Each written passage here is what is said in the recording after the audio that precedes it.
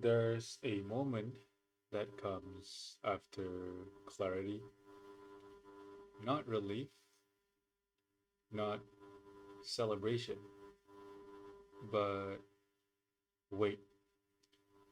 And I think I've arrived there. This week marked the end of my semester, and somewhere between postmo- postmortems, feedback sessions, and quiet walks back home, I realized something uncomfortable. My way of living has started to touch other people. Perhaps it's always been that way, and it's just that right now I'm starting to realize it. And it's not intentional, not in a aggressive way either, but it was inevitable. Before I built my framework, before Kuko wa Ikizama, Mushin, Ikigai, and Dokodo, I was still making choices. I was still acting, but I didn't yet know from where those actions came. Now I do. And that's where friction begins.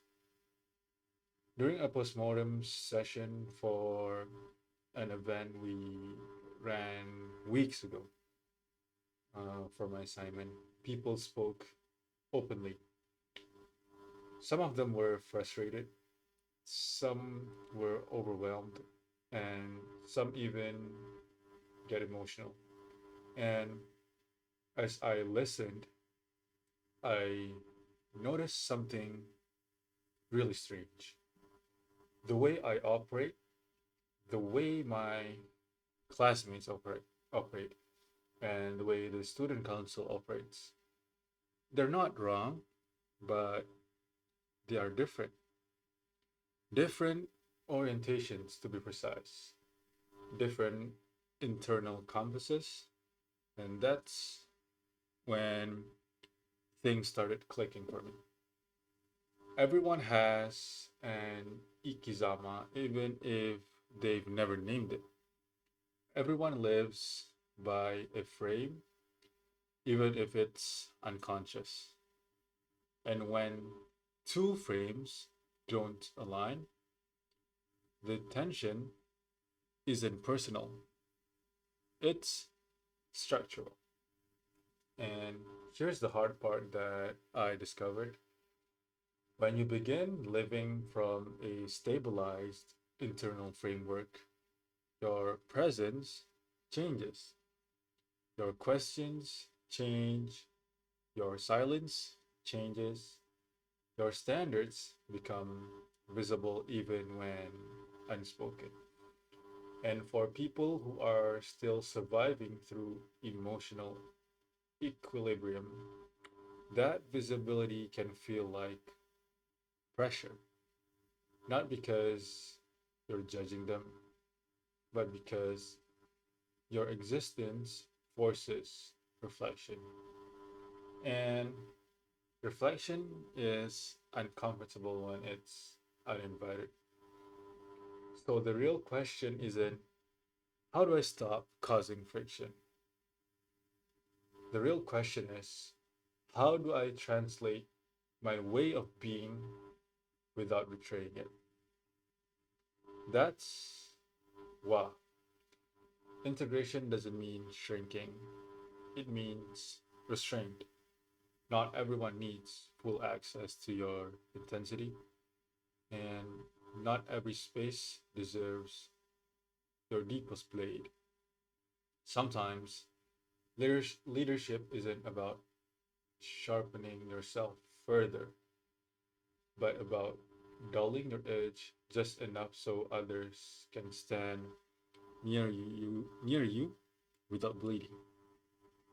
That's not dishonesty, that's wisdom. There's another pattern that I've noticed, and I want to speak about this really carefully. Throughout my life, the people, especially women, I was drawn to reflect it who I was at the time. Fragmented periods attracted fragmented mirrors. Impulsive seasons attracted chaos.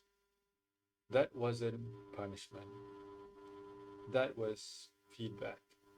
And now, after building my framework, alignment feels different, quieter, less dramatic, less intoxicating, more grounded. In Islam, signs don't arrive with fireworks, they arrive with sakinah, a sense of calm responsibility. And responsibility is heavier than desire. This is where God, or in my case, Allah, fits into this, not as spectacle, but as weight. Allah doesn't reward clarity with ease, He rewards it with accountability. When the noise fades, excuses disappear, and suddenly you can no longer say, I didn't know.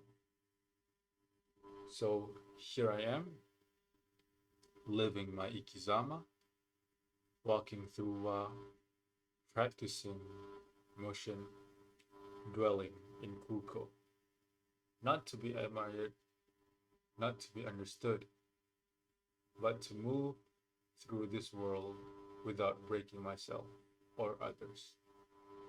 If this framework only makes me sharper but leaves people wounded, then it has failed.